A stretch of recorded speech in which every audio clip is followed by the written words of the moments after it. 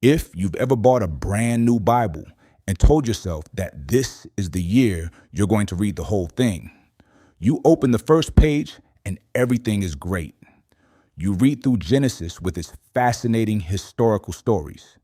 You move on to Exodus and it's still going well. But then you step into Leviticus with its endless list of detailed laws, temple measurements, and incredibly long genealogies. How did you feel at that moment? Sleepy? Overwhelmed? And eventually, you quietly close the book, put it back on the shelf, and never open it again. If you've ever experienced this, congratulations. You are completely normal. Today, I'm going to let you in on a little secret. The Bible wasn't designed to be read from the first page to the last. Our biggest misunderstanding when picking up the Bible is treating it like a novel. With a novel, you have to read chapter 1 and chapter 2 before you can understand the final chapter. But the Bible is different. The original word for Bible actually means the books. That's right.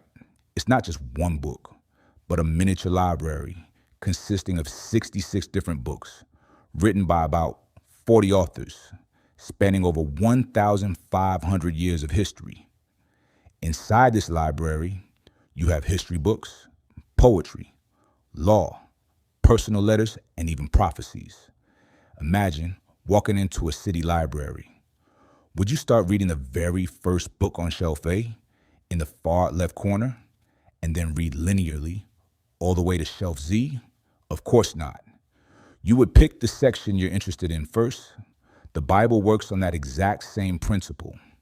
So what happens if you stubbornly try to read it from beginning to end? The biggest trap is that you'll get completely lost in the ancient cultural context.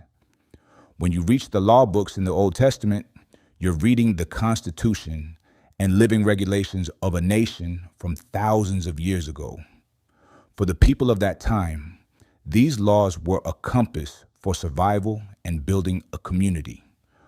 But for a modern person seeking peace of mind, the details on how to pitch a tent or organize rituals will feel dry and completely irrelevant to your life.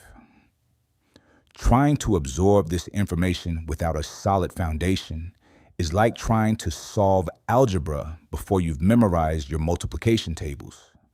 The inevitable result is frustration. So if we don't start on page 1, where should we begin? The advice from scholars is this: start in the middle, specifically the New Testament. The New Testament is the record of the life, teachings, and love of Jesus, the central figure of this entire library. You can start with this incredibly simple roadmap. Step 1, the Gospel of Mark. This is the shortest and most fast-paced book. Reading almost like an action movie, you'll see Jesus constantly on the move, healing and helping the marginalized. This book helps you answer the question, who is he? Step 2, the Gospel of John. Once you're used to the rhythm, read John. This book is slower and more profound, focusing on inner conversations and unconditional love. It helps you feel the warmth of God's word. Step 3, Psalms or Proverbs. This is the poetry and philosophy section. If you're feeling sad, anxious, or disappointed, Psalms has every range of emotion to empathize with you. And if you need practical advice on how to treat others, manage your finances, or watch your words, Proverbs is the ultimate guidebook. Only after you're familiar with these parts should you go back to the Old Testament, like the book of Genesis, to better understand the origin of everything. Besides choosing the right books to read, how you read also determines whether you can stick with it long term. Here are 3 small but highly effective tips. First, choose a modern translation. Language changes over time. You don't have to force yourself to read archaic translations with difficult vocabulary. Look for contemporary translations that are as easy to read and understand as our everyday conversations. Second, the 15-minute rule. Don't try to read 10 chapters a day. Break it down. 10 to 15 minutes every morning with a cup of coffee, reading a small passage and meditating on it is far more effective than skimming through hundreds of pages. Third, use a highlighter. Underline any verse that brings you comfort or teaches you a new lesson. This will turn the book from a lifeless object into a personal companion, carrying your own unique mark. At this point, you might realize something important.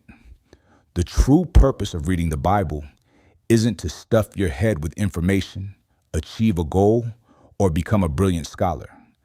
Its highest purpose is transformation. In a turbulent world filled with work pressure, noisy social media, and nameless anxieties, the Word of God is like an anchor that keeps our minds still. When you read it the right way, you aren't just reading black letters on white paper. You are finding guidance for difficult decisions, healing for past wounds, and a certain hope for the future. Don't turn reading into a burden or a chore to cross off a list.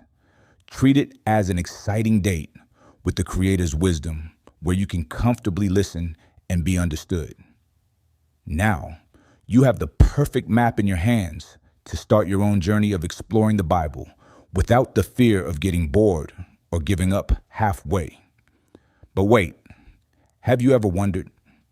We just said the Bible is a library of 66 books written by 40 different people over 1,500 years.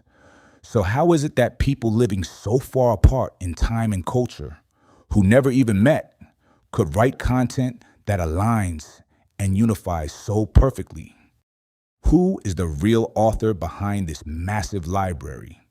That's an incredibly fascinating story that very few people pay attention to. Click right now on the video appearing on your screen to help me decode this mystery. Wishing you a truly peaceful experience and see you in the next video.